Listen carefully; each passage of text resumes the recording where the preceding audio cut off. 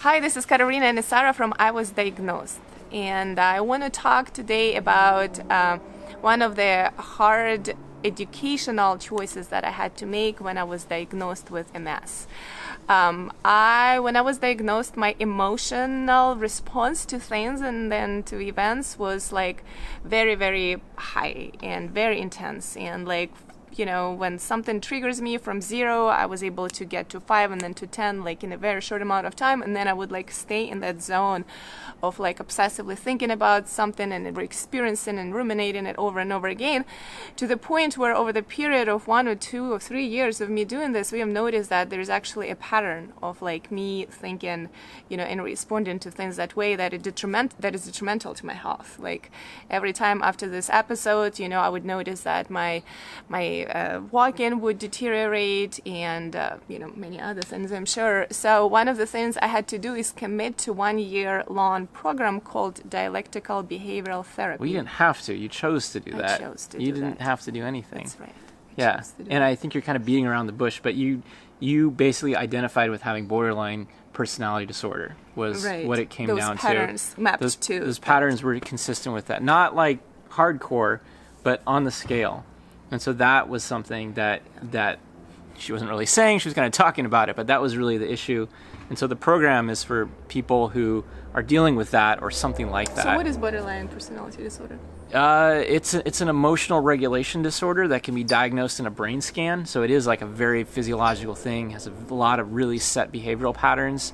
One of them that makes it not such a great thing with MS is that stress can cause symptoms to be worse. It can aggravate that. It can change your hormone levels. It can do all this stuff. And so when you have something like borderline and you're in this just like really intense emotional state for like hours or days or sometimes weeks, it's really hard on the body and on the central nervous system because it's all in the brain, which is what's happening with MS in her case.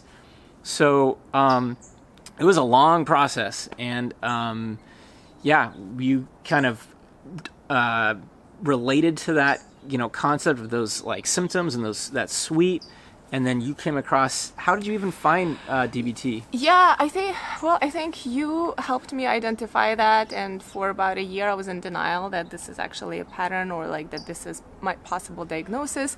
And then during one of the times when I could not just snap out of it, I'm like, well, if it is all a free will, I should be able to snap out of it and just calm down on my own, you know, accord. And I couldn't do that. And so I reached out to therapists that you found for me, and then that therapist recommended me Dialectical Behavioral Therapy, which looks like a class that you take with a group of other people once a week, and you commit to it for a year. And you also, during that time, have to see a therapist for a year that is also specialized in treating this kind of disorders. And working with those people. By the way, I want to say that this program is just good for anybody, not like for people with disorders, because I've noticed that it's a very mild approach, non-confrontational approach to recognizing the emotions that are inside of you, being able to identify them and slowly rewire your brain to where you don't trigger it as much anymore. And this program works the longer you are in it. Yeah, I mean, this is the best decision I've made, actually, in my life. I'll just say, like, as your boyfriend, and just sharing, she's a completely different person. How she handles conflict is unrecognizable from before doing DBT. It's like night and day. And so our quality, like our relationship changed, but I think just you dealing with that and having tools to self-regulate more means that that's affecting your central nervous system. It's just another thing, another way to sort of work on this problem of dealing with inflammation, dealing with your environment, in this case, your like internal neurology and all this kind of stuff. So, and I agree that everybody should do it because a lot of the core things to the program is like mindfulness, like Zen, like Buddhist teachings, like there's so much to it that's really about observing the mind, but there's also these amazing hacks and like tricks that like you never learn anywhere else. So we're not like affiliated with the program in any way. We're just kind of like sharing they're taught by the different results. practitioners in different cities around the world. Yeah. So you can even like look up one in your city. You probably have someone nearby, but yeah. And I think one of the like really tragic things about borderline, there's two. One is sounds really extreme and horrible. Well, and people think that you're total nuts when you're not. Yeah. Well. Okay. That's the third one. That's the third one. The first one I was going to say is people who have it, basically never admit that they can't really process that they have something. It's really, their reality is that everything, all the problems they have are other people's fault. It's just the way things are. Just the way things are. The way people are and circumstances are. So that's like the hardest thing, is just like acknowledging that it's not necessarily everybody else's fault, but that it's how you're processing that.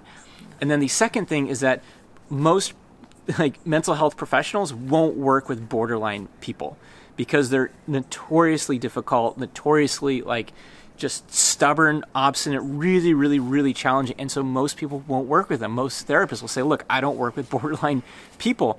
So you have to find a specialist, basically. I've had therapists off and on for like maybe 7 years even prior to me being diagnosed, and none of them identified this pattern that I'm sure was all over my conversations. Yeah.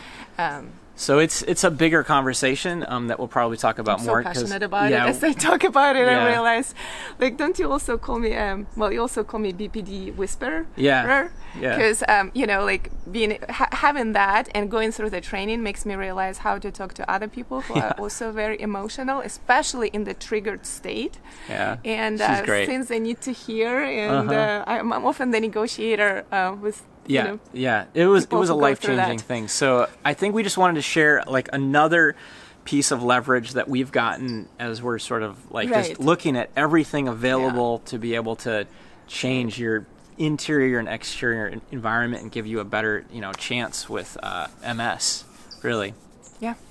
Anything else you want to say on that? It's a pretty meaty topic. You could probably talk for half a day. I think to be continued. Okay, to be continued. Thanks for watching. Hit subscribe. Let us know what you think about that. I mean, it's a pretty crazy topic and conversation, but we just wanted to share that because we did have really good results in that area. All right, see ya. See ya.